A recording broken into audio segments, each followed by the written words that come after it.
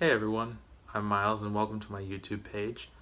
This is a little video I like to call My Review, Everything You Need to Know, where I will be talking about different movies that have recently come out in theaters or out on rental or on demand.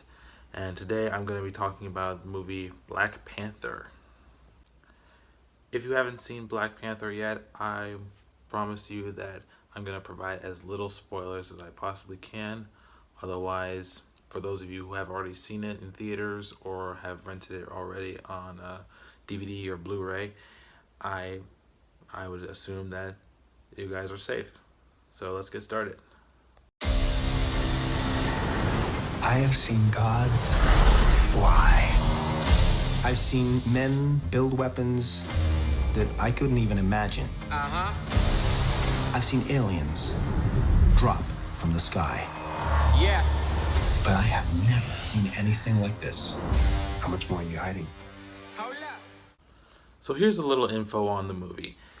It's set after the events of Captain America Civil War, where we're first introduced to T'Challa, aka Black Panther, aka the King of Wakanda. And it's more of a reunion in the beginning because he's coming back to his country where it's a secret technological empire hidden in the African mountains. And one of the interesting things about Wakanda is that it's a complete CGI graphic motion capture city, and it is just visually stunning. It's incredible graphics, and it's really saying a lot, especially for a superhero movie. Don't freeze. I never freeze.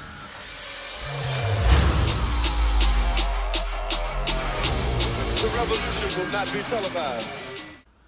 I'd say the most important thing that you should know about Black Panther is not only is it the newest addition into the Marvel Cinematic Universe, but it is without a doubt the first superhero movie with a predominantly black cast, and which it's kind of a big deal because it's a cultural phenomenon. It has reached new ground in ways of sending a message through these different political views on race and equality and just what it means to be an African American descent. And it's really important for people to understand where this movie is coming from, and it's mostly important for me because I'm also not only am I a superhero fan of African American descent, I am really interested in the way that this movie delivers a full-out performance by its use of cinematography, soundtrack, and just the delivery of the ensemble cast of the predominantly African American actors and actresses. Now, most of us know that every superhero is only as good as its villain, which is what brings us to Eric Killmonger, played by Michael B. Jordan. Now, this would be the third collaboration with director Ryan Coogler and Michael B. Jordan, who have worked together on Fruitvale Station and the movie Creed.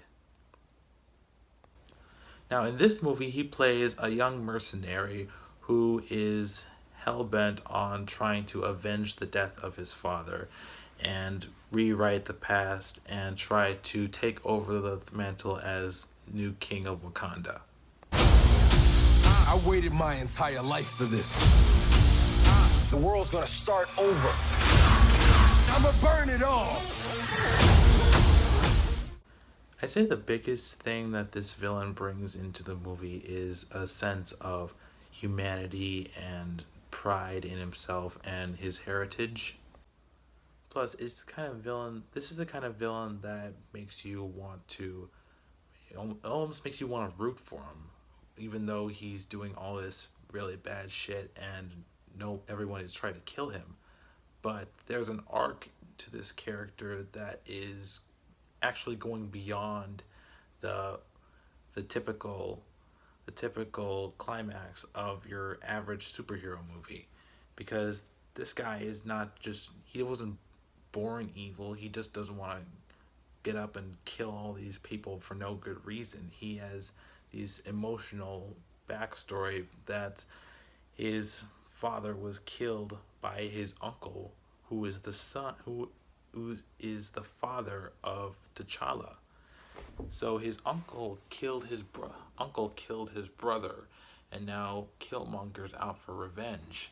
And it only makes you think about how the story would play out if the whole timeline just shifted. And because here's this guy who is trying to avenge his father's death by trying to gain a sense of accomplishment and feel like T'Challa is taking everything away from him. But at the same time, it's kind of a maniacal twist in his mind going on, because T'Challa didn't really have anything to do with his father's death. It was all the past king, which leads to the feeling that every time a new generation is starting to repeat itself, then it's having these different ripple effects, and it's where we are able to learn from our mistakes because of what happens in the past. These past generations, it keeps moving forward. The timeline only gets more progressive, and in this movie it's really, really complex, especially since it's based on events that are already happening in the world. With every generation progression, it's where we learn from our mistakes, and that's why I think that Black Panther is trying to show, but in a way that's exceptional for entire audiences, not just for Black people.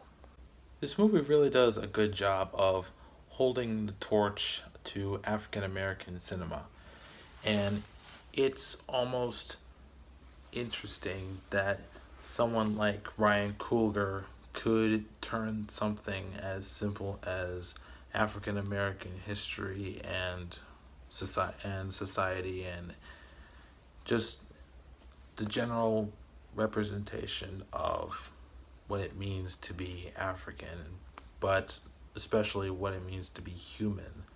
That is something that is interesting to kind of play around with in a Marvel movie.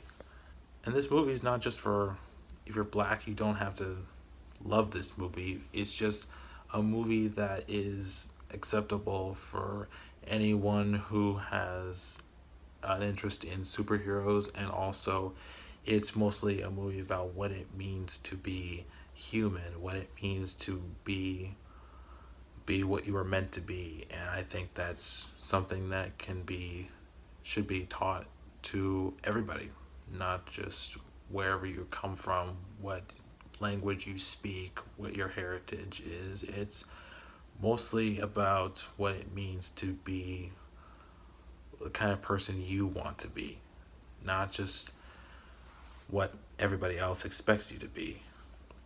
One thing this movie teaches is what it means to be who you are, and you shouldn't let other people's mistakes define your character.